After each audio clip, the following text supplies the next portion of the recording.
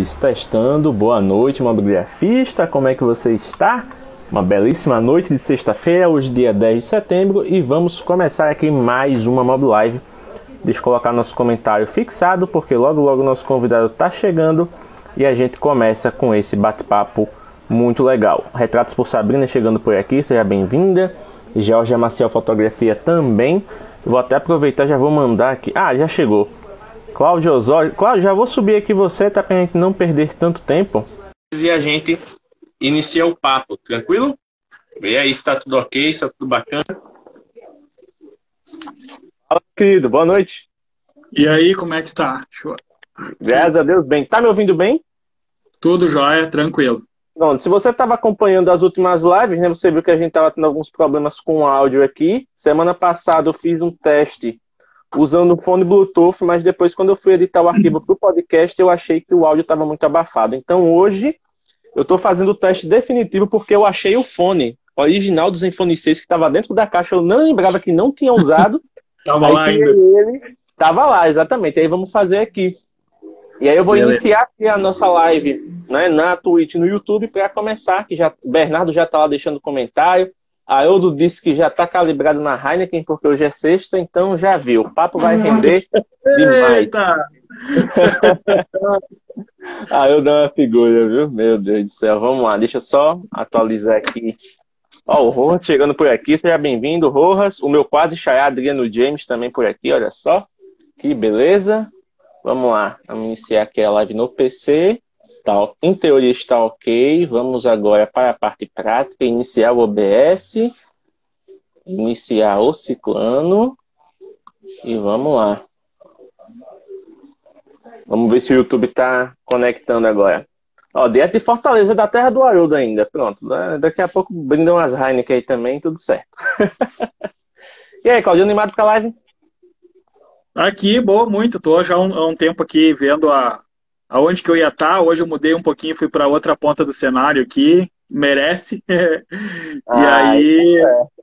E aí estamos sim, com certeza. Já fiz aqui, ó, para a galera não ver que é história, porque ó, já tem uma listinha aqui de dicas, ó, de pontos para não deixar, já que a ideia é entregar conteúdo, né? A galera já viu o título da live, já está esperando assim, que a gente literalmente vai de A a Z. Vai ser uma versão resumida, se vocês quiserem. Digamos assim, que a gente aqui está na versão FE. Se você quer a versão Ultra, você vai lá no canal dos Ingratos, que tem uma live com esse cidadão de 4 horas, aí lá você sabe de muito mais coisa. Nossa senhora, tá louco. Ali é só para os fortes. Deixa eu ver. Na Twitch tá rolando na Twitch também. E vamos lá. Então, a partir de agora, eu vou dar aqui os últimos informes e a gente já começa. Então, pessoal, para vocês que estão chegando agora, hoje temos aqui o nosso querido convidado Cláudio Osório. Eu vou bater a palminha de sempre para poder sincronizar no podcast, né? E aí eu já começo o papo e já explico por que o Thiago não está aqui presente hoje, beleza? Então vamos lá no 3, 1, 2 e 3. Mobigrafista, seja muito bem-vindo a mais um super bate-papo aqui. Nesta ocasião, estamos recebendo a presença ilustre do Cláudio Osório. Ele que é especialista em marketing, tem várias graduações, especializações. É um currículo tão extenso que eu vou deixar que ele mesmo fale, senão eu vou roubar os holofotes do rapaz. Mas estamos aqui num papo muito bacana e sem a presença do Thiago por dois motivos muito plausíveis, certo? Primeiramente, hoje, dia 10 de setembro, o Thiago está completando 4 anos de Projeto Arte Registrada, então é uma ocasião muito especial. Tem que deixar os parabéns para esse cara que abraçou a fotografia e que é o nosso segundo administrador aqui do projeto. E o segundo motivo dele não estar presente hoje é porque casou também de seu aniversário da sogra. Então ele foi intimado lá a participar das comemorações e aí já viu, né? Compromisso de família, tem que priorizar o compromisso de família, mas ele desejou aqui que tudo corra bem. E hoje o nosso bate-papo vai fluir com o Cláudio e prepare-se porque o cara veio montado com um roteiro, com uma lista para trazer conteúdo de primeira. Então, Cláudio, seja muito bem-vindo aqui, cara. Valeu, obrigado, né, pelo convite. James, uma boa noite aí para todo mundo que tá assistindo, está chegando, enfim. Meu nome é Cláudio Osório, eu sou especialista em marketing. Não vou estar fazendo extensão nenhuma desse currículo aí que o James já deu uma aumentada, nem é tão extenso assim. Mas para a galera entender, ele vai desde Papai Noel em shopping até especialização em marketing. Então, o fato é que tem um trabalho extenso já com marketing digital, né, com processos de marketing aplicados à internet. E aí hoje estou aí para a gente poder conversar, bater um papo. Toda conversa, toda pergunta aí que chegar também é muito bem-vinda e a gente vai trocando ideia. Então, antes da gente passar para a parte formal, né, que é aquela parte lá do sucesso, que todo mundo já quer saber mais da carreira, quer saber do conteúdo, deixa eu só dar um alô aqui para o Rafael Falcão, um dos grandes especialistas de marketing aí do Brasil, está presente aqui na live, então seja muito bem-vindo, meu querido. André Lange chegando por aqui também com a sua presença delícia, então já tem spoiler porque semana que vem ele estará conosco. E aí, Cláudio, tem uma pergunta que eu sempre uso para começar as lives e com você não poderia ser diferente porque nenhum convidado escapa dela. Então, para começar, quem é Cláudio Osório por Cláudio Osório? Então, para quem não conhece ainda, para ter uma ideia de quem é a pessoa que está aqui de convidado hoje, por favor, se apresente. Bom, vamos dizer o seguinte, cara, eu sou um apaixonado por comunicação, tenho muitos anos de trabalho como designer, e aí depois eu migrei para processos estratégicos, onde eu comecei a fortalecer minha formação na área estratégia de marketing.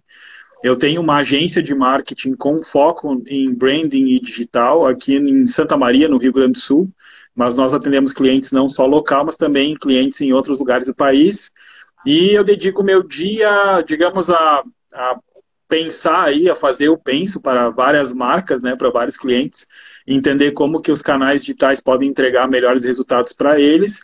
E de forma paralela, eu tenho um projeto que é de produção de conteúdo antes da pandemia, focado em palestras. Então, na prática, eu participava mais de evento, na área também de universidades, enfim, né, participando de aulas e promovendo aí cursos e tal. E depois, hoje, eu estou mais dedicado a tocar meu projeto de web, porque daí eu cansei de só ficar ensinando a galera e ficar dizendo para os meus clientes que eles tinham que produzir conteúdo e estar na rede. E aí eu estou me dando esse presente de poder estar fortalecendo aí meu projeto de conteúdo nas redes, no YouTube, enfim.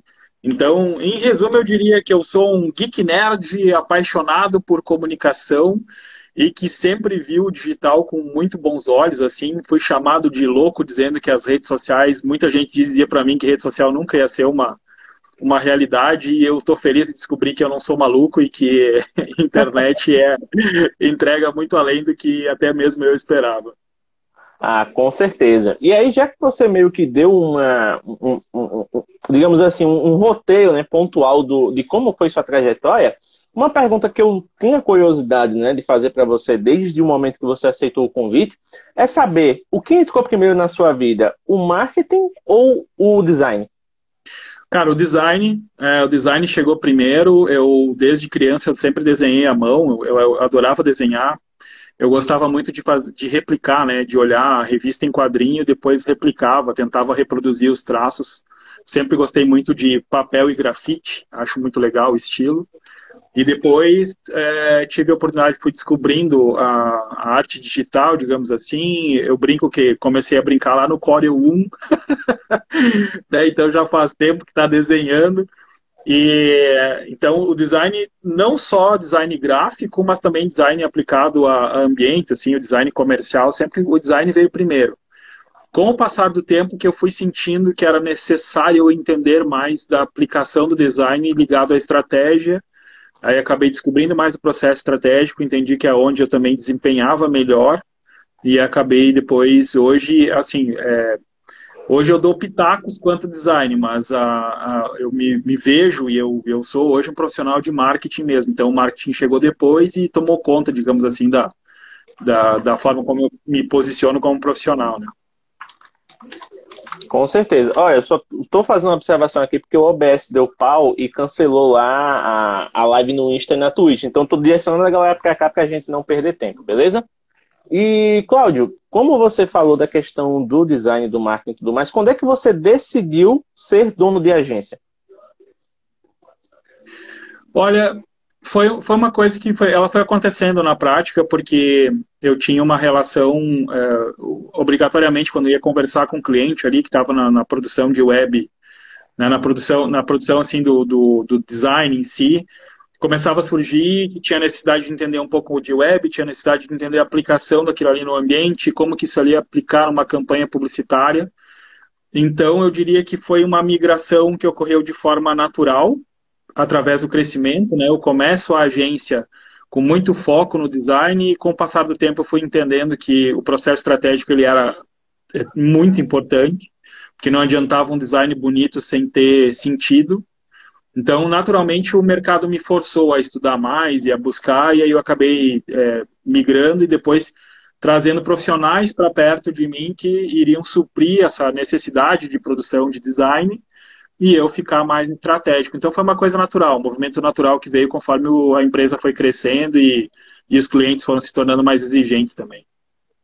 E você vê essa parte estratégica, né, como algo que hoje, nessa nossa rede social, que propaga conteúdos mais instantâneos, que a galera está com muita sede ao pote, né, que está sempre querendo ter o sucesso mais rápido, sempre procurando soluções mirabolantes, fórmulas prontas. Você acha que ter investido nessa parte, né, estratégica foi o seu diferencial para consolidar o seu trabalho hoje?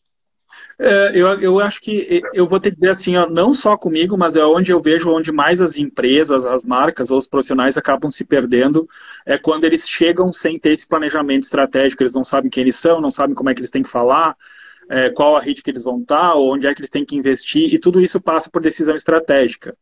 Eu mesmo, eu sou um profissional que hoje, eu diria que hoje eu estou me colocando como um produtor de conteúdo aberto ao público, com números ainda muito humildes, com um projeto de alcance, de números, de olhar seguidores que eu estava ainda muito pequeno, porque eu sempre produzi conteúdo para, como eu falei, para evento físico, por exemplo, eu faço vídeos e mando para um cliente meu um vídeo de treinamento para ele aplicar para a equipe dele e tal.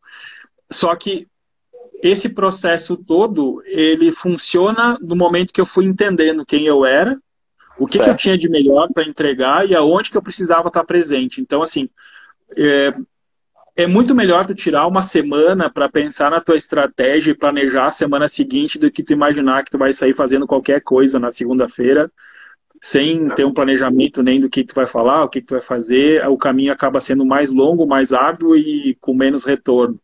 Então, um processo de estratégia, de planejar, eu acho que ele é essencial e foi... eu tive a oportunidade de construir isso na minha agência, então eu fui fazendo as coisas passo a passo, mas um passo constante, um crescimento constante, porque eu sempre planejei muito bem os processos. Tá, isso é muito interessante, né? A questão de você planejar realmente à frente, pensar em cada ação, né? Ir crescendo aos poucos e não tentar essa coisa louca da vida. Porque querendo ou não, a gente sabe, né? Que tem gente que viraliza e acaba construindo um negócio, né? Como o pessoal fala, vai construindo o avião à medida que vai em queda livre, né? Mas tem gente que realmente faz o curso de pilotagem primeiro, depois vê o avião que vai, né? Voar e eu entendo que para essa geração, para nós, assim, para o pessoal mais jovem, bem mais jovem, é complicado porque eles têm concorrentes eles concorrem com o Mark Zuckerberg, que estava no quarto e teve a ideia de criar o Facebook, entendeu? Sim. Né? Eles têm referências que são muito distantes da realidade do que acontece com o ser humano médio, normal. Né? E aí fica essa ansiedade de querer o quanto antes. Tu acha que vou pegar um celular aqui, vou botar minha cara e amanhã eu vou ter trocentos milhões de seguidores porque eu falo bem. Não, não é assim que vai ser. Né? Para te falar, eu costumo dizer assim, cara, primeiro eu tenho que planejar bem o que tu vai falar. Eu levei muito tempo para me encontrar como falar. Mas como não era um projeto eu tinha tempo curto, eu fui experimentando, eu fui entendendo aonde que eu mais gostava de atuar, qual era a melhor forma de conversar também. Eu fui olhando para ver aonde que eu sentia que tinha alguma coisa equivocada, que eu precisava fazer uma correção, mas é evidente que a produção de conteúdo não era o meu principal foco, então eu fui dando tempo ao tempo e fui me descobrindo. Hoje eu tenho tranquilidade na forma como eu falo, eu fico seguro em falar, mas assim, eu fiz desde curso de dicção e oratória, eu entendi que era uma coisa legal de buscar, de fazer, para poder melhorar, ou seja, não era só o conhecimento em si, mas também a forma e entender que quem eu era, se eu podia ser, se eu tinha que ser muito sério, se eu podia ser o mesmo. Todos esses processos eu fui experienciando eles para poder hoje chegar para um cliente meu e dizer para ele, olha, tá na hora de tu colocar a tua marca a falar mais no History ali, para falar mais no Reels, vamos ver aqui dentro quem é o teu gerente, o teu vendedor aqui que nós vamos utilizar e dar uma ajuda para esse cara se desenvolver e apresentar a marca, o produto e tal. Então, nessa construção, o planejar, o analisar passo a passo, ele valeu a pena. Eu entendo que o pessoal hoje quer resultado mais rápido, né? Que é um método de sucesso que compra para, né? A galera compra muito método para você fazer sucesso em uma semana e tal. E normalmente isso não funciona porque é uma percepção muito pessoal. Como é que tu vai falar? O que que tu vai te sentir bem? O que que vai te trazer incômodo ou satisfação, né? Então, isso é uma conversa contigo mesmo, assim, não tem nenhum método tu vai comprar um método da web que ele vai ser o teu analista para te ajudar a desenvolver isso. Não, hoje eu vi um stories que eu rachei o bico, né? Que eu faço parte lá do grupo do Creators Boost, né? Da galera que participou da formação do criador de conteúdo da UPix. E aí compartilharam um conteúdo que é um cara lá, tipo, obviamente, é aquela coisa bem coach padrão, né? O cara na frente de um carro importado, num lugar diferente, então assim, e aí, conteúdo é o caralho, você quer aprender a vender sem gerar conteúdo e sem gerar valor, então assim, é um negócio que a gente olha assim, mas como assim? Pô, gerar valor é um negócio que você tem que fazer, independente do tipo de negócio que você tenha. Assim, não é produzindo conteúdo, é que nem você falou, é tendo alguém na sua equipe que vai produzir esse conteúdo para você. E aí me vem uma dúvida muito legal, aproveitando que você tem experiência no ramo, quais são as principais diferenças em lidar com clientes, por exemplo, que são indivíduos, né? Por exemplo, pessoas que são influenciadores ou criadores de conteúdo que levam a sua marca pessoal, né, à frente, e empresas, né, que tem uma estrutura mais complexa, que tem, né, hierarquias e tudo mais. Como é que você fica a trabalhar com esse tipo de cliente? Hoje eu lido, por exemplo, eu tenho influenciadores que trabalham conosco em parceria, que a gente vai lá e identifica que eles têm um perfil parecido com a marca que a gente atende, então a gente faz os dois se encontrarem no caminho para aquele influenciador também se tornar um rosto da marca. Esse normalmente é um profissional, é um parceiro que é mais tranquilo de trabalhar, porque ele é um profissional da rede, então ele entende do que está acontecendo, ele compreende equipamento, linguagem, iluminação, essas coisas todas técnicas, e também ele sabe como comunicar. O difícil é quando a gente vai lidar com o cliente, porque normalmente tem uma resistência, ele tem medo de colocar um funcionário como o rosto da marca, ele tem receio de que o pessoal não vai entender a proposta. No geral, o empresário que a gente lida, a grande maioria, ele não está na rede, ou se ele está, ele consome de um jeito muito distante do que a gente pensa quanto profissional de rede. Então, assim, a grande barreira que a gente sente é quando vai lidar com o empresário para dizer para ele, convencê-lo que, além do influencer externo, que ele tem que treinar alguém na equipe ou ele mesmo tem que botar a cara para falar do próprio negócio. A dificuldade é desinibição, que a maioria tem essa dificuldade, são tímidos ou não se veem falando. Nós temos também uma dificuldade. Vou dar um oi aqui para a Bruna Osório. A Bruna Osório Pizarro é minha irmãzinha, minha irmã. Cota familiar. É a cota familiar. Retomando aqui, a grande construção que a gente nota muita dificuldade é justamente o entendimento de como as redes funcionam. Então, o empresariado está muito distante dele, ele não consegue entender como a rede funciona. Aí ele ouviu um guru da web falando que tem que fazer sorteio, que tem que fazer isso e aquilo, que tem que fazer dancinha. Aí ele já fica, eu não quero porque eu não quero fazer dancinha, sabe? E então, assim, o empresário, ele é mais difícil, cara, ele é mais duro da gente conseguir provar. Eu tenho cliente que desde o início, assim, são bem diferentes. Tem um cliente lá que a gente sentou para conversar e falou, olha, nós precisamos de um influencer e dentro de 2 meses a gente tem que ter alguém aqui dentro também que faça vídeos e comunique diariamente, mostrando as ofertas, a empresa, apresentando os colegas e tal.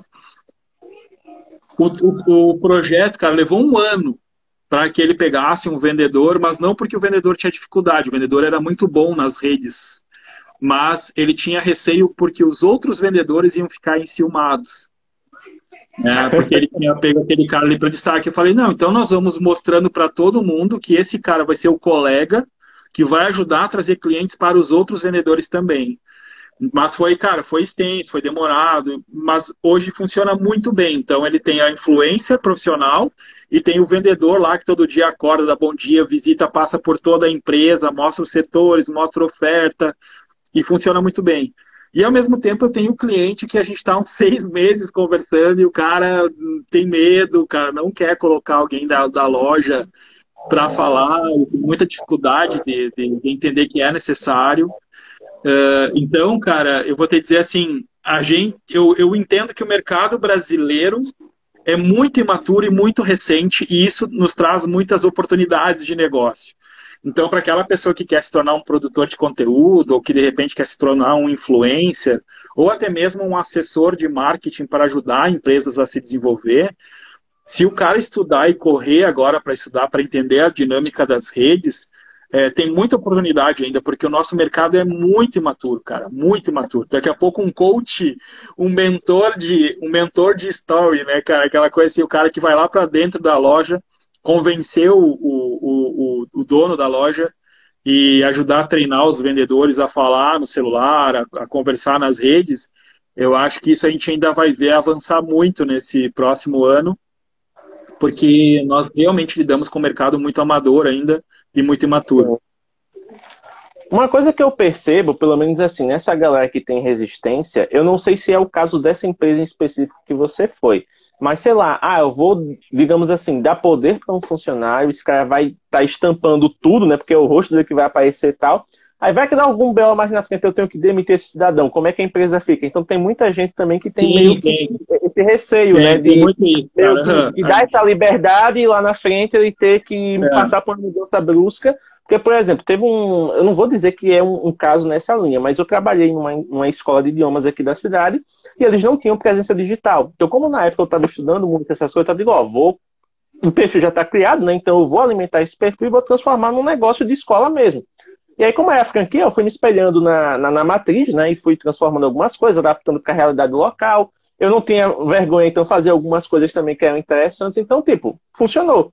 Só que depois de um tempo eu saí, né? E obviamente a galera sentiu a diferença. Tanto que eu já tinha me desligado da escola há meses. E aí a galera me encontrava na rua.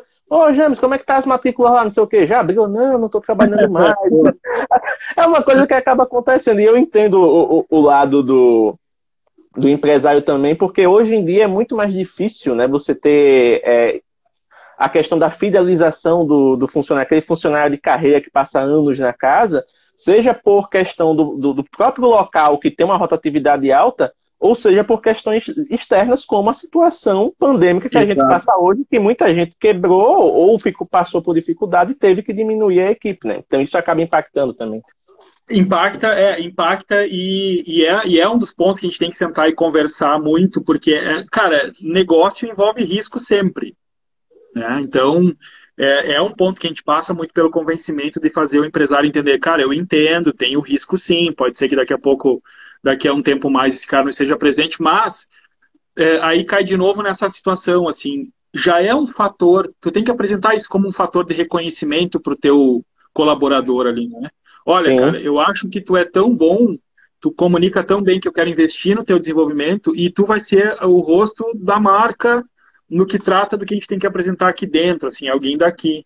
Então, isso também é uma forma de tu reconhecer, tem que saber apresentar essa proposta para quem está ali, para quem tu viu como um vendedor bom de ser colocado. Eu vou te dizer assim, eu tenho duas situações que são legais.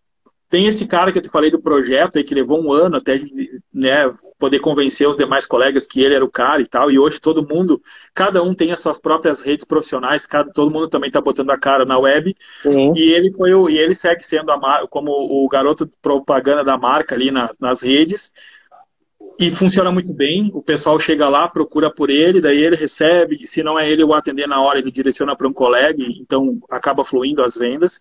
E eu tenho uma outra situação que a gente começou a incentivar a cliente a falar, eles lidam com itens de decoração, de mesa e tudo mais, e a cliente começou a falar sobre técnica de decoração, ela começou a estudar sobre isso, E aí ela acabou, cara, tá fluindo tanto que ela tem uma marca própria agora, ou seja, tem a empresa dela, onde ela é uma das sócias, dona da empresa, e ela criou uma Sim. marquinha que é de dicas, onde ela tem o próprio Insta de dicas, de que ela gostou do negócio e as pessoas começaram a chegar na loja também. Ah, eu vi a mocinha dando dica da mesa, eu gostei da decoração que ela fez na mesa, queria saber se tem aqueles pratos e tal.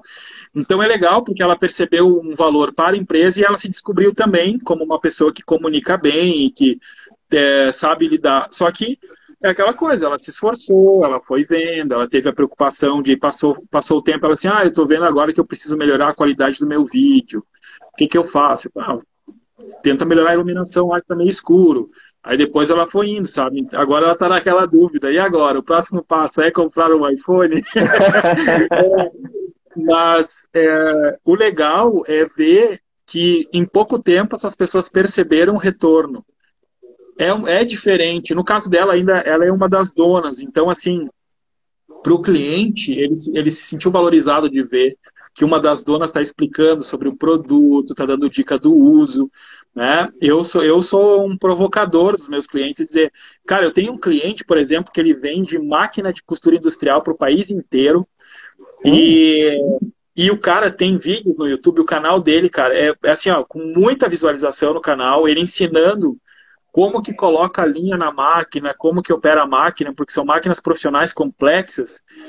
E, e o cara é um sucesso no YouTube, assim, do pessoal que tá a fim de comprar a máquina, quer ver como funciona, mas ele comunica quase zero no Story. Quase Sei. zero no Instagram e tal. E eu falei, cara, tu já tem a desinibição. Ah, mas ali eu tenho um roteiro e tal. Velho, vai estudar, tu tem que vir pra rede social também para falar. Então, mesmo naqueles que estão mais avançados já em alguns canais, como o YouTube, quando vem para essa fala que a gente está tendo aqui de botar a cara no celular, o cara tem um pouco de dificuldade. E agora eu comecei a pilhar ele para ele, cara, tu já é bom lá, então tem que ser bom aqui também. Mas o legal é que é uma coisa que em pouco tempo se percebe o retorno, né? Tu acaba aproximando, as pessoas acabam gostando de ver e tal. Então, assim, é um movimento que o Bill Gates falou, né, que um dia ou as empresas estariam na internet ou elas teriam deixado de existir. Eu acho que hoje a gente pode refinar. Hoje, ou o dono ou o funcionário tem que estar na rede social ou vai deixar de existir. Então, não adianta, é um movimento obrigatório aí, né? Então, até que a sua irmã ela colaborou aqui, né? Que ela falou o seguinte: a questão é que o colaborador não estará à frente para sempre, né? Já deve ser apontada antes. E como consumidores também vamos amadurecendo e entendendo essa cisão entre imagem, vendedor e empresa, né? Já meio que reforçando essa argumentação que você fez. E aí o Marcos, o Marcos Valentim, né? O grande Marcos, está aqui sempre presente. E ele falou algo que é bem interessante, que eu gostaria que você também comentasse a respeito, porque é algo que muita gente negligencia, né? Principalmente nesse tempo de memes, né? E tudo mais, que a galera vai fazendo as coisas e depois ela vai lapada mais na frente e só orienta, né? Mas aí ele falou o seguinte aqui, ó. Sem falar que muitos empregados não aceitam fazer esse trabalho de influência porque eles consideram que estão fazendo, acumulando funções, né? Essa questão de, estou fazendo uma função a mais e não vou ser remunerado por isso, não sei, tem essa questão. E ele falou também do direito de imagem, que muitas vezes não é acertada essa questão do direito de imagem da pessoa e tudo mais. Então você, como profissional de bastidores, um profissional estratégico, como é que você aborda essa questão com os seus clientes? A gente passa por um processo de gestão mesmo. Nós conversamos primeiro com os diretores das empresas e a gente traz para eles que vai ter que ter a necessidade dele rever o contrato do funcionário, dele fazer um adendo, então vai ter sim um investimento para aquele trabalho a mais. Isso é uma necessidade, a gente teve apoio jurídico para poder entender se era e realmente é uma necessidade. Então, assim, esses clientes que eu tenho, eles passaram por esses ajustes, sentaram com o colaborador, negociaram um valor, um extra para ele botar a cara ali, fizeram um contrato de uso de imagem também, com objetivo comercial, ainda mais agora em época de LGPD, que está valendo, está vigente, ela reforça o cuidado que tem que ter com o uso da imagem. Então, tem que passar por isso. E aí entra naquilo que a gente falou antes do processo estratégico. É um movimento estratégico, gerencial, contábil, né? Ou seja, tem um investimento nessa história assim que é necessário, é interessante ser feito. Em algumas situações, onde o cara chegou para mim e falou assim, não, a minha gerente lá vai fazer, não quer... Não precisa contrato, não precisa nada. Eu falei, não, precisa. Chama ela, chama teu contador, teu assessor jurídico e tal. faz um contrato, sim, extra a respeito disso, negocia, sim, um valor para te pagar mais, até para evitar questões futuras e também para valorizar a pessoa e ela também buscar uma forma de investir nesse novo hábito que ela vai ter que criar de estar falando em nome da empresa. Sim. Então, assim, ó, eu realmente, cara, eu digo assim, o empresário, no geral, no Brasil, ele ainda acha mais fácil pagar R$ 2.000 por um rodapé de jornal do que ele pagar R$ 500 de ads, ou seja, de anúncio no Facebook, e mais uns 500 de botar um bônus ali para o funcionário botar a cara na rede. Ou seja, mesmo pagando menos e tendo um retorno óbvio, claro, e que é mensurável que o digital entrega, ele ainda acha o anúncio de jornal mais palpável porque ele está vendo, mesmo que não funcione. Desculpe quem imprime jornal aí, mas né, na hora que a gente for comparar preço é complicado. Nessa construção, eu digo, é um dos pontos que a gente tem que derrubar, mostrar, cara, vale a pena. Faz um contrato, paga um extra, sabe? Derruba essas questões, porque realmente vale a pena se resguardar e também ter como uma forma de estar aí favorecendo e reconhecendo que tu tem uma pessoa ali que pode te ajudar e que com certeza vai converter vendas. A gente precisa entender, o empresariado, a galera precisa entender assim, ó, em épocas de internet digital voando, que está bombando e que as marcas aparecem com conteúdo o tempo inteiro, as pessoas, o consumidor, ele sente falta de um rosto humano na conversa. Por isso que os influenciadores funcionam bem. Por isso que um vendedor falando no story funciona bem. Né? A gente fica só nessa questão da produção de conteúdo, digamos, layout bonito, texto legal, e aí, tá, mas e cadê o rosto humano que conversa comigo? Ainda mais se eu for pegar o ano de pandemia, então, que as pessoas não estão indo nas lojas, né? E como é que eu faço para poder ver algum rosto nessa história aí? Então, o vendedor botar a cara, falar, chamar, ter um influencer, ele acaba sendo uma necessidade. É um movimento obrigatório que as empresas têm que adotar. Sem dúvida. E, Cláudio, agora uma pergunta que vai um pouco mais para a parte técnica ferramental. Como você é um cara que disse que começou pelo design, com certeza já passou por vários softwares e tudo mais, e vê que a galera hoje, né, está se descobrindo aí no design gráfico como uma profissão, né, que pode ser autodidata, que a galera pode atender os clientes locais, pode, né, ganhar dinheiro, inclusive trabalhando junto, né, oferecendo serviço de redes sociais, como tem muita gente que faz, né, o cara que é o social media, é o design, enfim, aquele profissional, né, polvo, praticamente ele atende várias áreas ali. Mas como é que você vê, por exemplo, essa galera que oferece projetos de identidade visual, oferece coisas que geralmente um designer faz, mas fazendo no Canva e não informa isso para o cliente, né? Como é que você vê essa questão dessa entrada de profissionais que não se preparam para atender o público que realmente precisa do serviço? Cara, eu vou te dizer assim, em primeiro lugar, eu sou um designer que eu fui me construindo, consumindo, no mínimo, tu tem que consumir arte. Tu tem que conhecer as escolas artísticas, tu tem que ter uma noção de toda a história, de estilos de pintura, tu tem que ter uma noção de escala de cor, tu tem que ter uma noção do que é CMYK e RGB. Então, assim, hoje me preocupa muito que tem muito profissional chegando no mercado, eu vou te dizer até por nós aqui, a gente recebe uns currículos com uns portfólios de chorar, assim. Mas de chorar porque ele tem um monte de erro técnico que o cara, na hora que foi produzir, ele não soube nem produzir um PDF que eu conseguisse abrir sem distorcer as cores todas, né? Então, assim, a gente percebe chegar no mercado um profissional que ele está muito focado em usar essas ferramentas online, montar, por exemplo, profissional de Canva, como tu falou. Aí tu pede para ele um impresso, ele nunca ouviu falar em CMYK. Então ele vai fazer um material todo em RGB que quando mandar para a impressora vai ficar todo bugado, vai mudar todos os tons, ele não sabe disso. Eu sou um profissional que, cara, eu ia em gráfica para ver como é que é processo gráfico, entender o que é uma impressão de uma cor, 2x2, 1x1, 4x4, o que é seleção de cor, entender o que é tinta de cor, o que é uma tabela Pantone. ao mesmo tempo, consumir vários tipos de linhas artísticas que influenciam nos resultados do que tu vai fazer na hora de desenhar. Quer conhecer, por exemplo, cara, vai ouvir Mozart. E depois tu bota um techno, depois tu vai lá pro funk, entendeu? Mas vai conhecer essas linhas, porque em algum momento pode surgir uma campanha publicitária que aquilo ali sirva de inspiração. Então, acho que as pessoas, como é que eu vou te dizer, tem que consumir cultura, consumir conhecimento a ponto dele ser sinestésico, de olhar para uma pirâmide e saber se a pirâmide é doce ou salgada, sabe? Começar a viajar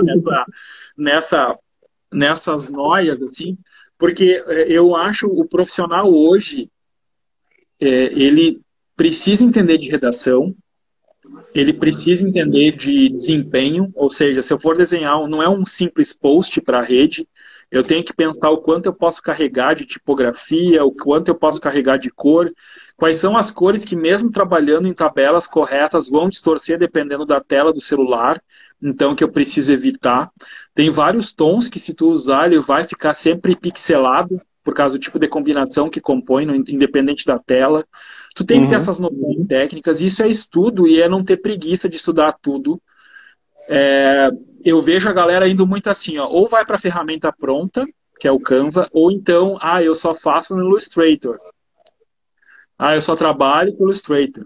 Velho, eu sinceramente eu tenho ódio do Illustrator, eu não gosto, porque a minha base foi Corel, mas isso não quer dizer que eu não vá saber mexer no Illustrator, ou seja, eu me obriguei a conhecer a ferramenta, porque sendo um profissional de design, eu preciso conhecer as ferramentas, até para falar qual que eu me adapto melhor. Então, assim, eu acho que o pessoal tinha que ter uma percepção que não tem um caminho curto, tem sim que estar sempre estudando, tem que ler tudo, tem que olhar, tem que entender de escola, tem que entender de técnicas, tem que fazer muita leitura, olhar cinema, cara, perceber. É legal quando tu pega um designer que ele vai olhar cinema para entender assim, pô, olha que legal essa escala de cor que os caras usaram no filme, olha essa fotografia desse filme aqui. A gente falou agora há pouco, né, o bem-vindo trailer do Matrix, que daí a galera falou, pô, que legal, os caras usaram a mesma paleta de cores. Tem designer que se diz designer e não percebe isso. Não entendeu que os caras estão usando ali uma paleta de cores em tom de verde aplicado e fazendo uma diferença entre o mundo real é numa cor e o mundo Matrix é em outro tom e não consegue enxergar isso em tela. Então isso demonstra que o cara não estudou, não fez o dever de casa. Às vezes, a gente vê que a galera tem talento, mas a pegada hoje de querer tudo muito rápido tá indo para atalhos que eu acho que não funcionam.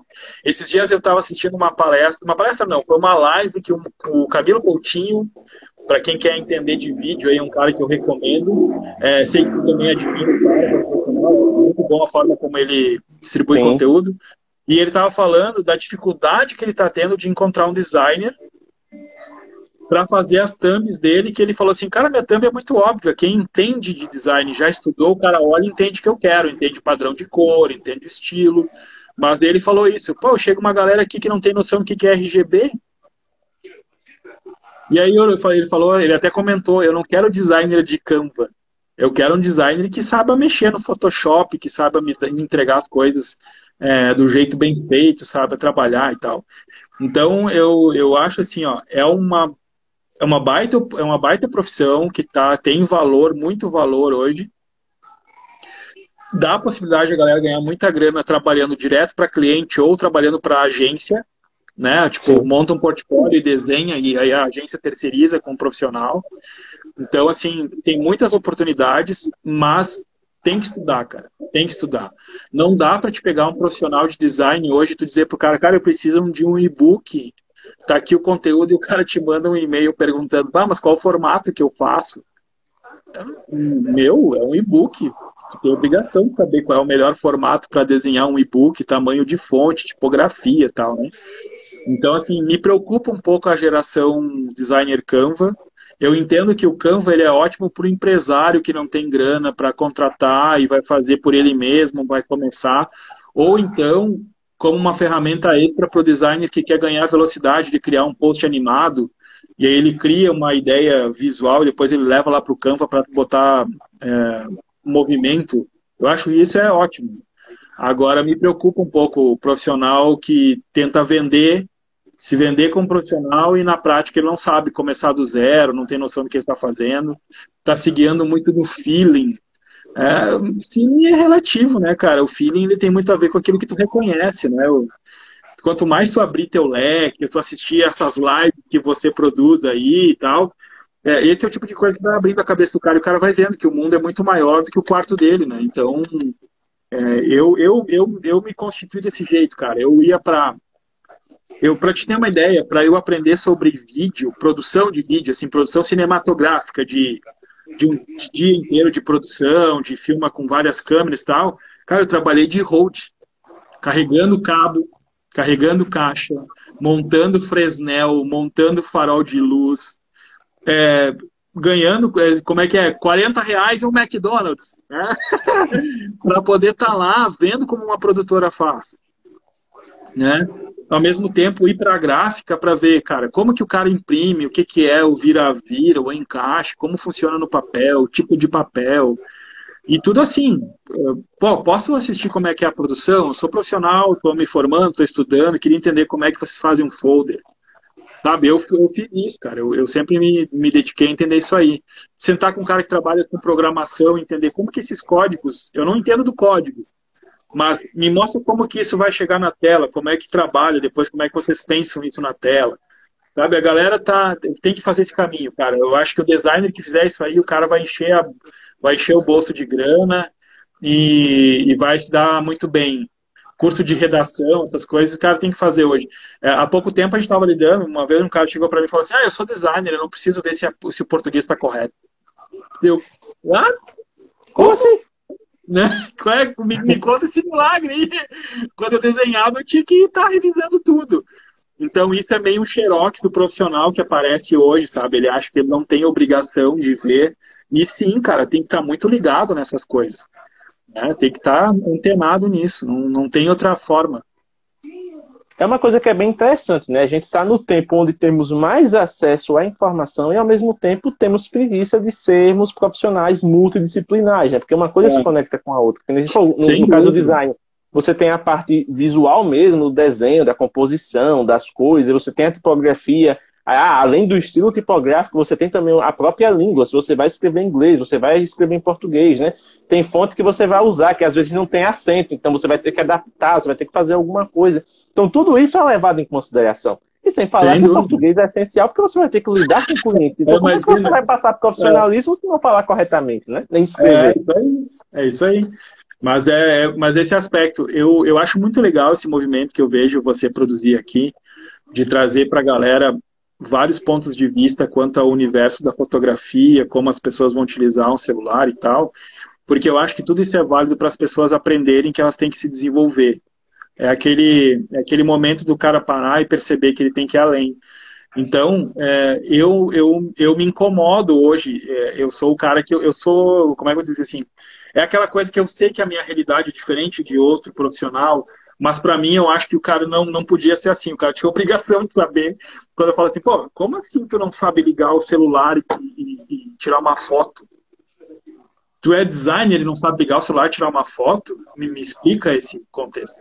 Eu entendo assim, eu não sei tirar uma foto profissional, que vai lá, vai pegar o modo Pro, vai mexer nisso e não sei o que mais. Não é isso, mas o cara saber que ele tem que ter uma percepção, digamos, vai visitar um cliente, o cliente pediu para ele para uma ideia de aplicação da marca na fachada.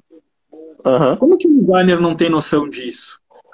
Eu fico, como assim, cara? Tu é designer, tu tem que saber, tu desenhou a marca e não sabe botar ela na fachada, né? Tu não pensou nisso na hora que tu planejou ela, então tem uma coisa errada aí, né?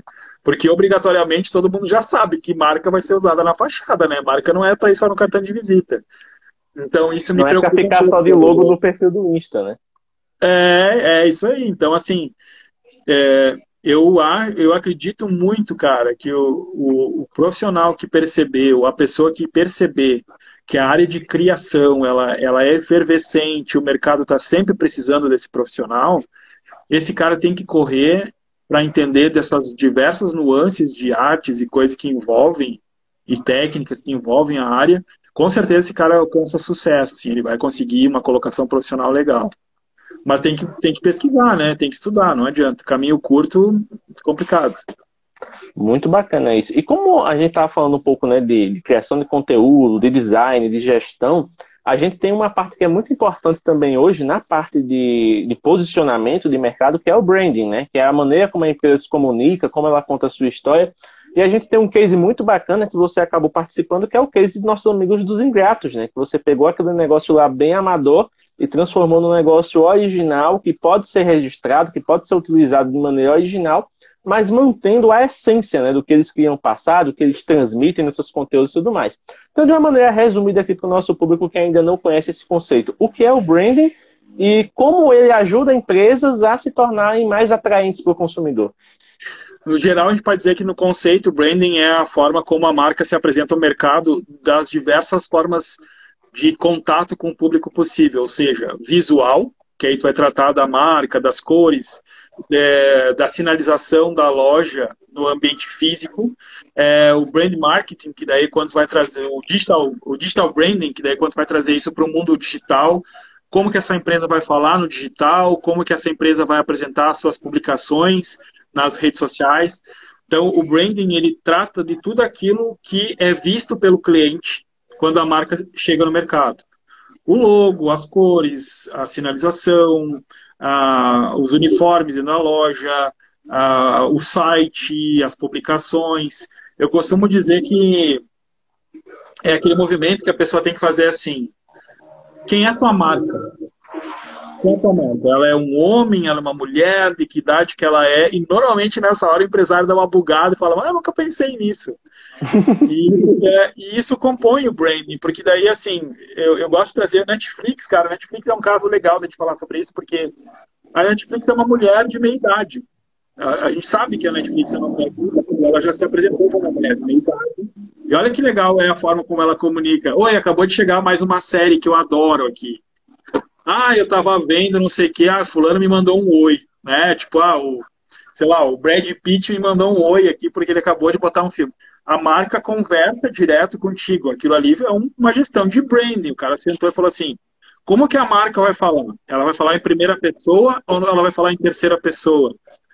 Isso eu costumo dizer que nessa hora a pessoa se perde muito nas redes sociais, porque falta essa gestão, falta essa percepção do que é branding. E aí acaba que faz tudo de qualquer jeito, né?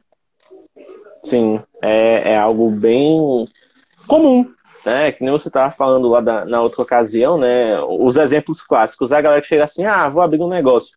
A gente vê até alguns mimos, assim, ou alguns memes a respeito, né, daquela galera que faz trocadilho com o nome de filme, faz a empresa com a identidade visual completa, bota personagem, o caramba todo. Vai dar nada não, vou fazer aqui e se exploda. Espera.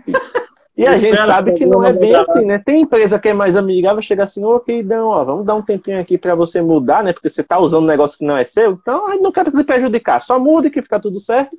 E tem outras, como a gente até brinca, né, no mundo do marketing, como a Nike, a Disney, a própria Nintendo, né, que já chega com a voadora com os dois pés assim na caixa dos peitos do cabo, dizendo: meu filho, acabou aqui, game over, passe pra cá que você infringiu meus direitos. Então, assim, o quanto pode ser prejudicial para um empresário, para uma marca, negligenciar esse aspecto tão importante não vou nem dizer da identidade visual, mas da identidade da empresa como um todo, né? Eu acho que essa última palavra que tu usou, o todo, pode dar problema para o todo. Porque tu imagina o seguinte, assim, nós temos 2 casos recentes, e infelizmente agora está surgindo uma outra pegada, que é como é que a galera botou o nome agora? Estão falando de... Enfim, não é branding time, não é marketing time, enfim, real time. Real time marketing, ou real time branding. Agora inventaram essa. Que é tu pegar o assunto que está acontecendo agora, ou o filme que saiu, tipo, citaram Matrix, e aí tu vai lá e tu cria um post falando de Matrix, tu bota a cara do Neo dizendo que ele compra o teu produto. Cara, é papo de maluco, entendeu? Porque tu pode levar um processo da Warner dizendo assim: querido, tu não pagou o Neo, tu não pagou o Keanu Reeves para ele fazer propaganda para ti. Tu não tem direito de fazer isso. Então, assim, a gente precisa levar mais a sério essas composições, essa coisa do meme, de usar a marca dos outros e tal. Nós temos casos recentes, né? Eu acho que questão de alguns, são poucos anos atrás, de um bar em São Paulo que abriu todo com tema de Stranger Things, e aí Foi? a Netflix chegou e fez contato com eles, olha, e ele até publicou, né? Eles mandaram uma carta bem estilo Netflix, olha, eu não lembro, eu acho que você não falou comigo. Então, eu vou te dar 30 dias para você repensar desejo de sucesso, repensar o que você fez, porque senão, sim, eu vou ter que ficar muito bravo e tal. A carta foi Eu bem vou mandar o legalzinha. Demogorgon, uma coisa assim. E, ou seja, o investimento do cara, meu, morreu em 30 dias. O cara botou tanta grana para fazer um bar que ele perdeu todo o conceito do bar 30 dias depois, porque ele usou uma coisa que ele não tinha direito de usar. Teve um caso recente em São Paulo também, né, de um bar em estilo Jedi, que os caras fizeram com toda a temática de Star Wars, e aí quando os caras, 2 dias antes de abrir, a Disney chegou lá e falou, querido, e pior que foi duplo, né, foi a Disney e a Lucasfilm, dizendo, querido, Putz, tu não tem direito, tu não falou com a gente, tu não pagou, então assim, isso aí tu não vai abrir, né? E aí os caras tiveram que mudar uma série de conceitos lá dentro para não usar, porque os nomes dos lanches eram com termos de Star Wars e tal, tudo isso aí o cara teve que abrir mão. Então, em primeiro lugar, a galera tem que ter uma percepção que trabalhar com comunicação e marca tem que ser profissional, tu não pode pegar de fazer porque tu gosta daquilo ali, tu gosta daquela marca que tu vai usar. Ao mesmo tempo, planejar a marca é a essência do sucesso. Se eu vou comunicar, um exemplo bem do dia a dia. Digamos que tu tá vendendo aí, tu monta a lojinha do Mobigrafando, e aí tu tem 2 estagiários que vão estar te ajudando aí a atender os comentários que entram nas redes sociais. Só que tu não fez um planejamento do Mobigrafando, se ele é um homem, se é mulher, se vocês respondem oi, aqui é o Mobigrafando, ou oi, aqui é a equipe da Mobigrafando, ou oi, aqui é o João. Tu não fez esse planejamento. E aí de manhã eu começo a conversar com o teu estagiário e falo assim, olha, eu quero comprar todos esses produtos que tu vende aí. Como é que eu faço? E aí o João responde, oi, aqui é o João, eu vou ver para ti e tal, e começa o atendimento.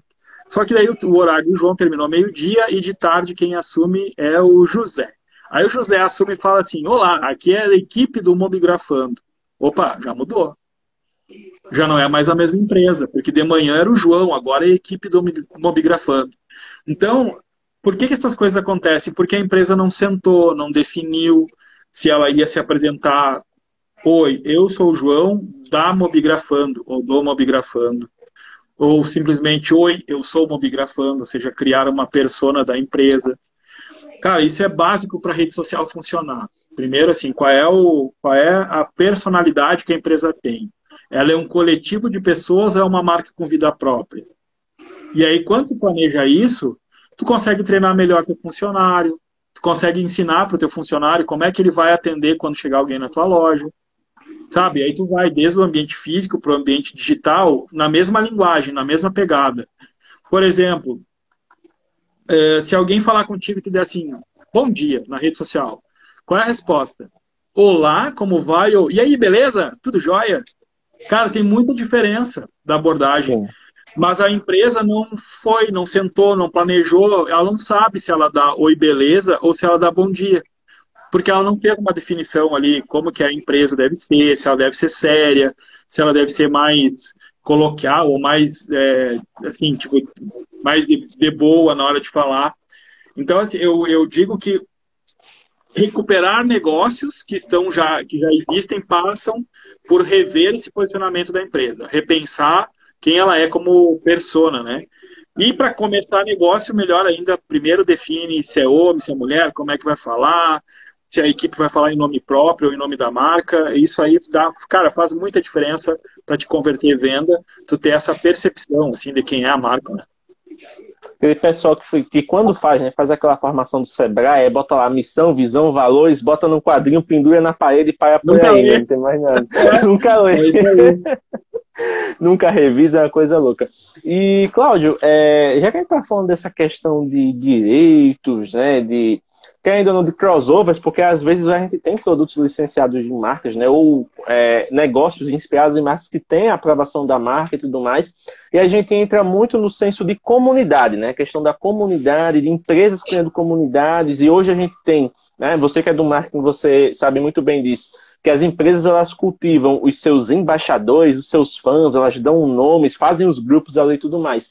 Então, como é que você considera essa estratégia de comunidade importante para os seus clientes, por exemplo?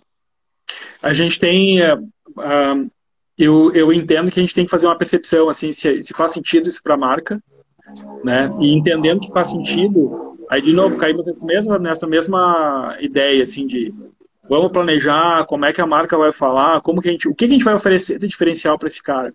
Eu fiz um trabalho para era uma outra agência, né, uma agência grande. Ela estava entrando numa disputa por um cliente, para um cliente de nível Brasil, um cliente realmente grande, e aí eles queriam apresentar alguma coisa diferenciada para os caras, e eles queriam saber também como que eles faziam o cliente dessa marca ficar mais próximo. Então, o meu papel foi planejar posicionamento de trato para o cara que ia se tornar um seguidor da marca nos grupos exclusivos lá, que ia fazer cadastro para receber material exclusivo. A gente fez todo o planejamento assim era uma equipe esportiva, né, o produto final lá era um time de futebol. É o que eu posso falar, que era para um time de futebol. E aí tinha um trabalho que era assim, olha, o cliente que entrar, o torcedor que entrar em contato, ele tem duas opções. Ele pode seguir na vala padrão, que é receber o material que a gente já faz para todo mundo, mas se ele se tornar sócio, ele vai ter ali certas coisas diferenciadas que ele vai receber. Então a gente fez todo esse planejamento assim, do cara que ia se tornar sócio, que ia fazer parte da comunidade sem pagar, e do cara que ia fazer parte da comunidade pagando. Então esse cara ia receber vídeo do jogador fulano de tal, mandando um oi para ele ia receber um e-book falando dos 10 goleiros mais famosos da história, os 10 artilheiros mais famosos, ia ter um momento de interação, tinha ali programado evento online de tanto e tanto tempo para a galera que pagava. Para o cara que não pagava, tinha alguns mimos diferentes. Então a gente planejou toda essa comunidade muito em cima do que era possível entregar, com o menor investimento possível e com coisas que eram palpáveis também. Só que ao mesmo tempo que tem esse tipo de situação, que a gente elaborou tudo, tem cliente que a gente nota que não tem muito, assim, o cara, por exemplo, franquia, às vezes, a franquia não te permite, tem um padrão de comunicação e tal, e a gente já atendeu franquia que a gente não viu como criar um grupo diferenciado, porque a própria franquia não dá abertura, porque o cara não pode nem pensar em produzir conteúdo diferente do que a central determina. Eu acho que nessa hora tem que analisar bem isso, sabe? Se faz sentido, cara, é fácil hoje, né? Cria um grupo no Facebook, de vez em quando bota um conteúdo diferente, faz uma live ali no Facebook fechadinha para quem faz parte da tua comunidade, ou no YouTube tá dando bastante. Até hoje eu vi uma novidade que o Camilo Coutinho liberou. O YouTube está liberando a aba de comunidade para canais com mais de 500 inscritos, já vai liberar. A partir de outubro. Então, assim, pensa num conteúdo exclusivo para esse cara, né? Tira um tempinho para ver, porque normalmente as pessoas hoje, eu sempre falo, o comprador, o que ele quer é atenção. Ele quer receber um oi do James, do Mobigrafando. Né? Ele quer receber uma resposta do youtuber que ele segue, ou do criador de conteúdo que ele segue, ele quer perceber que foi lido. E aí, nessa história, o criador de conteúdo pode criar um business também, de dizer assim, olha, eu não consigo responder todo mundo, mas se tu fizer parte lá do meu grupo, tu me ajuda e ainda eu consigo conversar contigo mais de perto. Então, acho que faz parte aí da vida de quem produz conteúdo ou das marcas pensarem como que elas vão usar esses outros canais para se aproximar aí dos seus clientes. Se isso faz sentido, tem que fazer, não adianta. E possibilidades tem mil, né? Hoje tem canal para tudo que é tipo aí para a gente produzir conteúdo exclusivo. Isso é muito interessante. Já que a gente topou na parte de produtor de conteúdo, vamos para a reta final da nossa live falando do Cláudio, produtor de conteúdo, né? Já que você agora tem canal, tem podcast, está investindo em algumas coisas bem diferenciadas. Então, assim, da visão profissional de bastidor, de saber a teoria e tudo mais, para a parte prática, de meter a mão na massa, de produzir, de pensar em tema, de quebrar a cabeça, principalmente no ramo da tecnologia, né? que a gente vê que a galera segue uma fórmula um pouco mais encaixotada, né, no ramo que a gente tá, que é aquela coisa do trazer aparelho, fazer review, fazer teste, mostrar usabilidade e tudo mais. Hoje a gente tem diversas opções aí para quem quiser, né, assistir conteúdo dentro desse nicho. Mas você, como criador, qual é o principal desafio que você percebe para poder deixar o seu canal funcionando e ter a sua audiência ali sempre presente? São dois caminhos que foram difíceis. O primeiro, ele é técnico. Então, entender o que no mínimo tu tem que ter na tua mão para poder entregar alguma coisa consumível, alguma coisa que a galera consiga, né, consiga mastigar de uma forma legal. Foi uma caminhada que eu registrei, por exemplo, assim, para a galera entender, eu tenho um podcast que roda lá no Spotify, que é só áudio, que eu comecei produzindo áudio, eu gosto muito do formato só áudio. Depois eu fui experienciando as coisas, produzindo áudio e vídeo junto. E aí eu tenho hoje uma estrutura, que é aqui onde eu estou, que é um estúdio onde eu vou receber pessoas para uma conversa de podcast, cara a cara, e que também vou fazer nesse formato aqui online, conversando, né, e trazendo pessoas aí para a gente contar as suas histórias. Eu documentei todas as escolhas certas e erradas que eu fiz na construção técnica.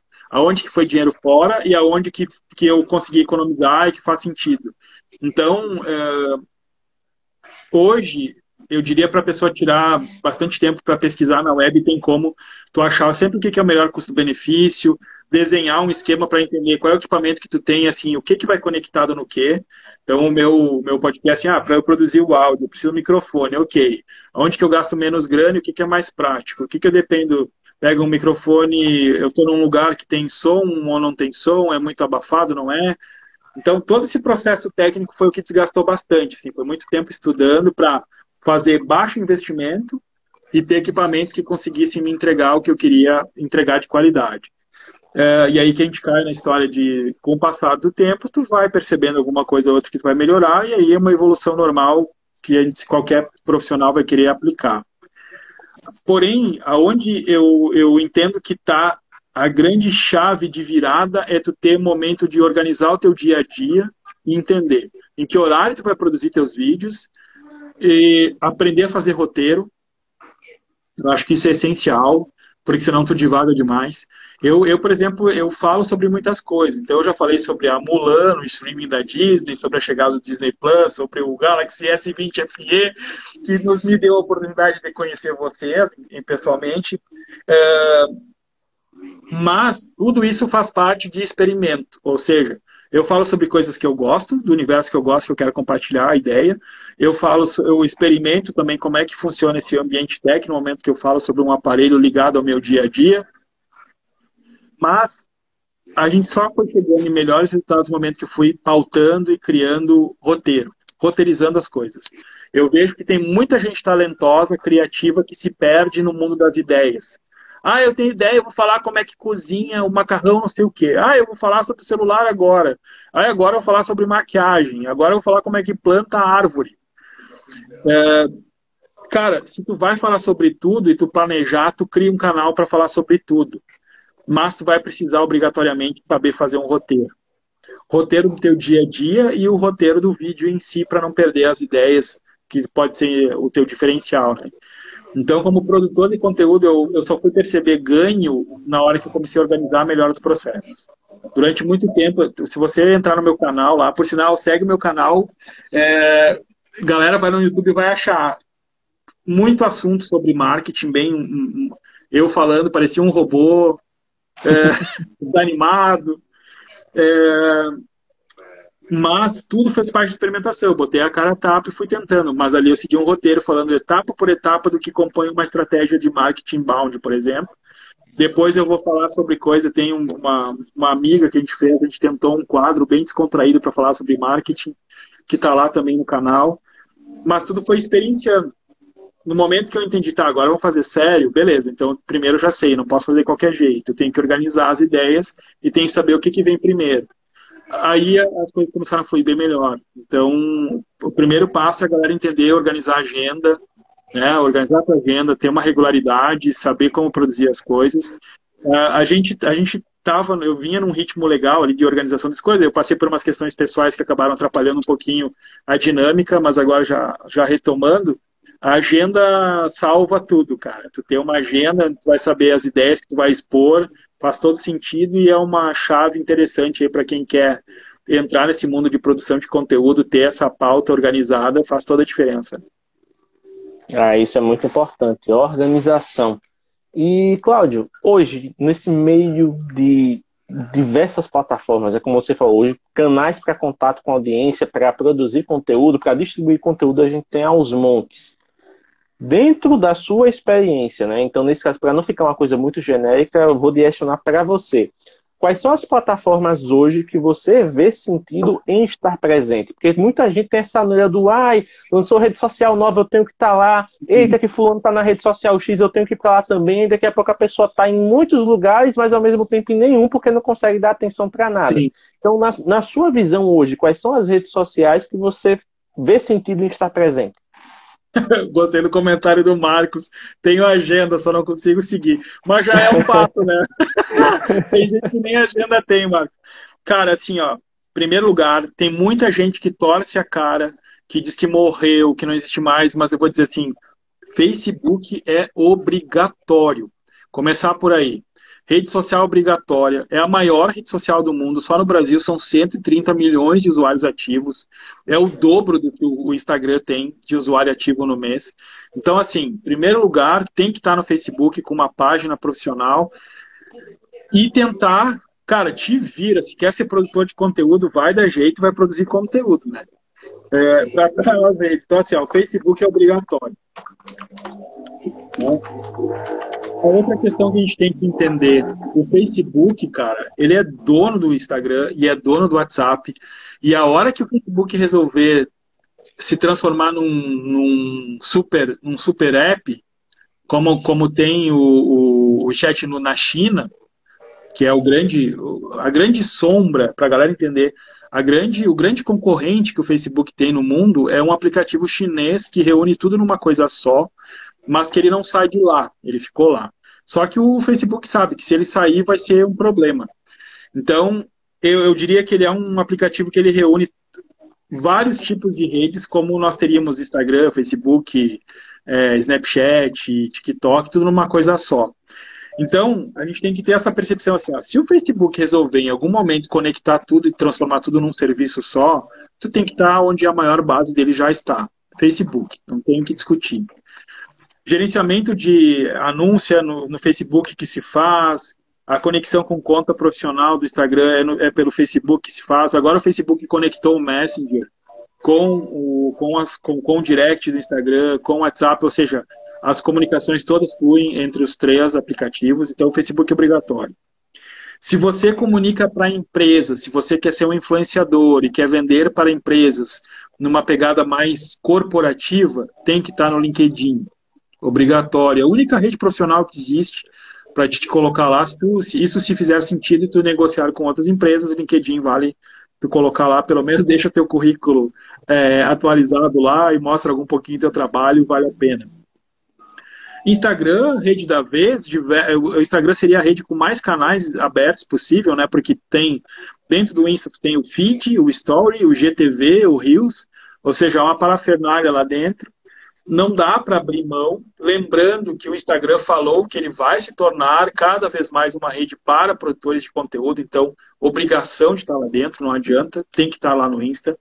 Mas, de novo, não acredito que seja a maior rede do momento, mas é a rede com mais recursos disponíveis. Então, se tem recurso, tem canal, tem formatos diferentes, é onde o produtor de conteúdo tem que estar. E aí entra o que eu acho que seriam os dois a serem vistos com mais cuidado. O TikTok, acelerado, está revolucionando as redes sociais, obrigou o Instagram a criar o Reels, obrigou o YouTube a criar o Shorts. Mas eu acho que a pessoa tem que entender se faz sentido na hora. Ela vai ter alguém para fazer dancinha? Ela vai ter alguém para comunicar no TikTok? Sabe, se eu tivesse que, assim, ó, eu não tenho fôlego para estar em todas as redes, eu acho que o TikTok seria uma a deixar um pouquinho mais um segundo plano. Porque hoje no Brasil são cerca de 9 milhões de usuários. Então, assim, o Instagram tem 60 milhões.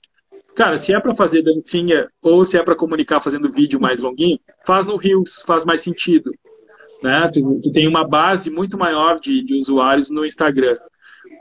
Então, eu olharia eu olharia assim, eu não tenho energia para tudo, então, de repente, talvez o TikTok ainda não seja um lugar para testar, mas fica de olho, porque o número da base ainda é muito pequeno. E o YouTube, cara, o YouTube é para aquela pessoa que vai ter tempo para produzir conteúdo, que ali não adianta, ali tu não...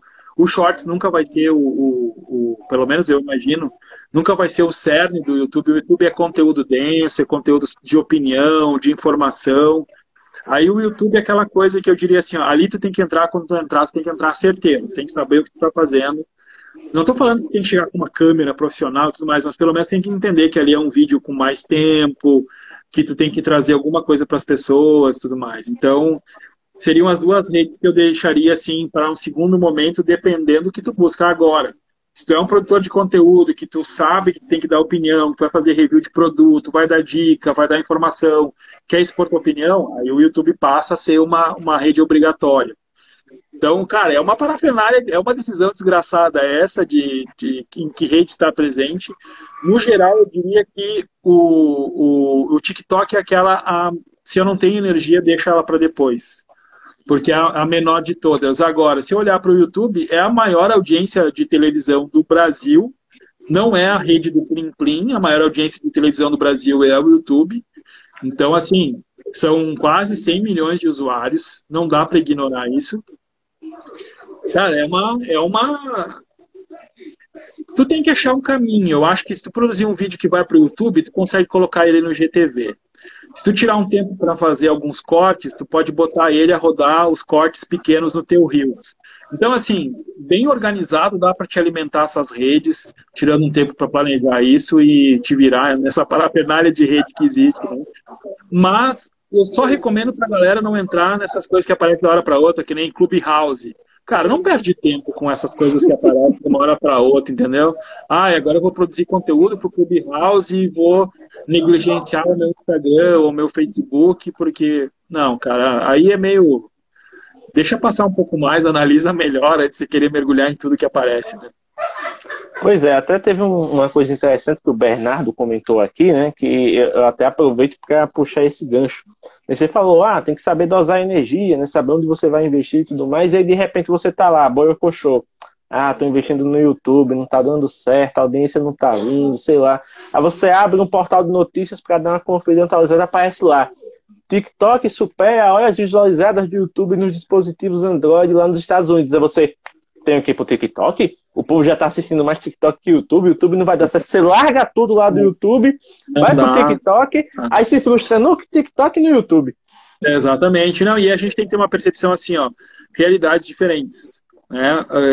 Tu vai olhar o volume de usuários do TikTok nos Estados Unidos tá encostando no Instagram. É gigante lá já. Né? No Brasil, ele tá acelerando. Aí tu pode dizer assim, talvez o cara, os primeiros vão fazer mais sucesso. Cara, depende. Né? Depende se tem condição, mas realmente, se a gente fala, se tu não tem energia para tudo, foca naquelas que tu vai conseguir entregar, que tu já tá cada vez domina melhor aquela ferramenta ali, vai entregando. Comunica direito para a tua audiência onde é que tu vai estar, pergunta para a tua audiência onde é que eles querem te consumir também. Eu acho que isso é válido, né? Faz pesquisa, vê, manda pra galera saber, tu prefere ver meu conteúdo em qual lugar. Eu acho que isso é válido, tá atento. O que não dá só para fazer é realmente sair porque ouviu falar ali e largar tudo. Que infelizmente a gente vê o pessoal fazer muito isso, né? Eu vejo muita gente se perder nesse processo. A gente acompanhou, tem um caso de um influencer que a gente conhece. Ele estava indo muito bem no Instagram, daí ele fez uma ação que não foi legal, uma ação comercial que o Instagram derrubou o alcance dele, ele fez um sorteio e tal, e o Instagram puniu a marca, assim, despencou as views dele, e aí ele resolveu migrar para o TikTok em vez de ficar trabalhando em recuperar o que ele tinha no Instagram. Cara, no fim foi um desastre, porque daí ele ajudou o Instagram a morrer, o Instagram dele de vez, e no TikTok ele não conseguiu decolar, porque nenhuma loja teve interesse em contratar ele como influencer de TikTok. Então tá atento a essas construções, assim, então não dá para ir muito na onda, assim, que surgiu muito rápido, tem que dar uma analisada, ser um pouquinho mais frio nessa hora. Pois é. E aí, Cláudio, aproveitando, eu gostaria de agradecer a sua presença aqui. Ó, 1 hora e 15 minutos de papo, passou rapidinho, não deu nem para anotar. E para finalizar da maneira que se deve, eu deixo esse espaço aqui para que você possa fazer suas considerações finais e chamar a galera, né, para te acompanhar nas suas redes sociais, nos seus canais de comunicação. Então, Cláudio, a casa é sua. Valeu, James. Primeiro, muito obrigado pelo convite. Realmente honrado. A galera que estava aqui assistindo, obrigado pela audiência de vocês. Eu vou pedir para que vocês me sigam aqui no Instagram, no Facebook e no YouTube, Cláudio Osório Branding, tá? Onde eu falo sobre marketing aplicado às redes sociais de uma forma descomplicada. Tento que seja de uma forma que dê para o cara ficar alegre enquanto estiver assistindo, não vai ser uma forma chata, pelo menos eu espero, né? E realmente, quanto a estar presente nas redes, é uma parafernália. Eu sei que é assustador quando a gente olha esse monte de rede social que tem por aí, mas a dica principal é, primeiro, descubra quem tu é, descubra com quem tu comunica, como tu vai comunicar, seja tu mesmo nas redes sociais. Se tu é o gerente de uma marca, representa a tua marca da melhor forma que ela tem a ver, da forma como tu fala, de um jeito natural. E esse seria a grande dica aí para quem está buscando melhorar o posicionamento nas redes, ajudar a sua empresa a ter mais vendas. O que precisar, me procura, Cláudio Osório Branding, manda sua mensagem lá que a gente está sempre disposto a trocar uma ideia. Muito obrigado, valeu mesmo, galera. Então, gente, segunda-feira esse papo sai como podcast. Na semana que vem teremos a presença ilustre do Andrei Lanri do Back to Basics aqui. Então, para quem gosta de fotografia, vai ser um bate-papo bem técnico, mas ao mesmo tempo bem descontraído, porque o Andrei é uma figura. Fiquem ligados no canal do Cláudio, principalmente no Osório Cast. Vão lá conferir, porque a primeira convidada que ele trouxe para o programa foi muito bacana. Ele entrevistou nada mais nada menos que a própria filha. Então imagina no papo, não foi um papo tipo, não, vamos botar aqui para encher linguiça. Não, foi um papo de verdade, muito bacana, com bastante conteúdo. Então vamos checar que tá bem legal. Cláudio, bom final de semana, descansa bem por aí, vai curtir a família. E para você que nos acompanha, fica aqui no Insta, porque tem post saindo todo dia, galera aí mostrando a sua criatividade através da fotografia mobile, e tem vídeo novo no YouTube. Então vai conferir também que tá muito bacana. Um grande abraço e até a próxima. Valeu, valeu!